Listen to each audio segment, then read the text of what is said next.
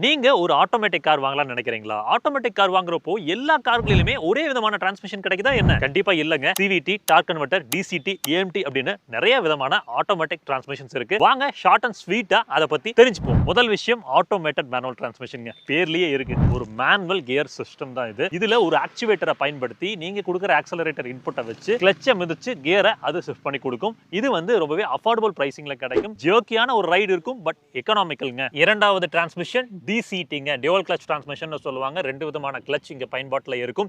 உங்களுக்கு லைட்னிங் ஃபாஸ்டான ஒரு ஷிஃப்ட் கிடைக்கும். But neck to neck city டிராஃபிக்ல போனீங்கன்னா ஹீட் ஆவதற்கான வாய்ப்புகள் ஜாஸ்தி. ரிலையபிலிட்டி ஒரு கொஸ்டின் மார்க் தான். இந்த மாதிரி டிரான்ஸ்மிஷன் பர்ஃபார்மன்ஸ் ஓரியன்டட் கார்ஸ்ல பயன்படுத்துவாங்க. நீங்க i20 லைன் போலோ அந்த மாதிரி வாகனங்கள்ல இதை நீங்க பார்க்க முடியும். அடுத்து சிவிடிங்க, கண்டினியூஸ்லி வேரியபிள் டிரான்ஸ்மிஷன் சொல்லுவாங்க. Belts and pulleys mechanism use பண்ணி ஒரு இன்ஃபைனைட் கியர் ரேஷியோல தான் அது பவர் டெலிவரியை நமக்கு எடுத்து கொடுக்குது.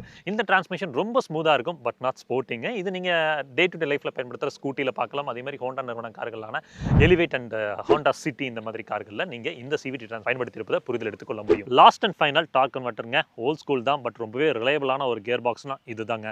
ஃப்ளூயிட் கப்ளிங் மெக்கானிசம் பயன்படுத்தி உங்களுக்கு பவர் டிரான்ஸ்ஃபர் அப்படின்றது இங்க நடக்கும். மாருதி, மஹேந்திரா போன்ற நிறுவனங்கள் இதை பிரதானமா பயன்படுத்தி வராங்க. நீங்க ஒரு ஆட்டோமேட்டிக் கார் வாங்கணும்னு நினைக்கிறீங்கன்னா டார்க் கன்வெர்ட்டர் உள்ள கியர் பாக்ஸை நீங்க ப்ரிஃபர் பண்ணும்போது லாங்கிவிட்டி அப்படின்றது ரொம்பவே பெட்டரா இருக்க போகுது. ஐ ஹோப் இந்த வீடியோ உங்களுக்கு ஒரு குட்டி இன்ஃபர்மேஷன் கொடுத்திருக்கும்னு நினைக்கிறேங்க. நெக்ஸ்ட் வீடியோல சந்திக்கலாம்.